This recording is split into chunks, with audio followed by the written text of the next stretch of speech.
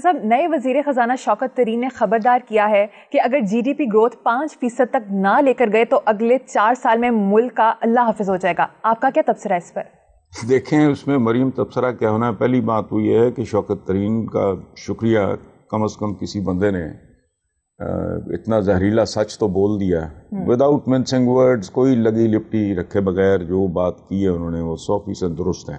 جی. اور ایک بات میں اس میں اور ایڈ کر دوں کہ 4 سال کے اندر موجودہ حالات میں جی ڈی پی گروتھ کو 5% تک لے کے جانا مجھے کوئی اتنا زیادہ آسانی سے اچیویبل ٹارگٹ نہیں لگ رہا. اچھا، ایک بات، 2 خبریں اور شامل کر لیں تو بہتر تبصرہ ہو جائے گا. عید کے لیے نئے کپڑے نہ لے کے دینے کی وجہ سے باپ نے بچوں کو دھوکہ دے کے نہر پہ لے کے گیا اور ان کو سپرد خاک نہیں سپرد آب کر دیا. اس پہ مجھے 2 شعر یاد آتے ہیں. ایک ہے قتل طفلاں کی منادی ہو رہی ہے شہر میں، ماں مجھے بھی مثل موسیٰ تو بہا دے نہر میں. دوسرا شعر ہے لرزاں لرزاں ہے مقتلوں کی فصیل، کوئی صندوق ہے برابر نہیں، جو حضرت موسیٰ کو فرعون کے زمانے میں بچوں کے قتل عام پہ جو حکم دیا گیا تھا. ٹھیک ہے، آپ کے 58% اسٹوڈنٹس، میرے نزدیک یہ حیرت انگیز بات ہے. طلباء نے اسکول چھوڑ دیا ہے اور والدین کی ایوریج انکم 10-12-15 ہزار سے کے لگ بھگ تھی اور وہ اسکول افورڈ نہیں کر سکتے تھے. مبارک ہو. ٹھیک ہے، اسلامی بھی ہے، جمہوریہ بھی ہے، پاکستان بھی ہے.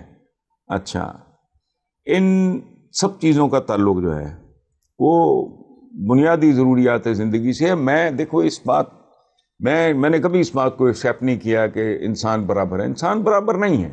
انسان اپنی صلاحیتوں کی، اہلیتوں کی وجہ سے مختلف ہوتے ہیں. ان کا سٹیٹس بھی مختلف ہونا ہوتا ہے، لیکن انسان برابر ہے when it comes to بھوک. سر پہ چھت غریب کو بھی چاہیے، احمق کو بھی چاہیے، دانش مند کو بھی چاہیے. بے شک. روٹی، کپڑا، مکان، علاج، بچوں کی تعلیم، یہ اس معاملے میں انسان برابر ہیں. لیکن ایک ایسا معاشرہ جہاں وسائل کی تقسیم، میں پھر شاید ریپیٹ کر رہا ہوں، پتہ نہیں پہلے کہا کہ نہیں، یو این ڈی پی کی رپورٹ ہے ابھی ریسنٹلی آئی ہے کہ پاکستان کے more than 50% جو وسائل ہیں اس پہ تو چند مٹھی بھر لوگ جو ہیں قابض ہیں.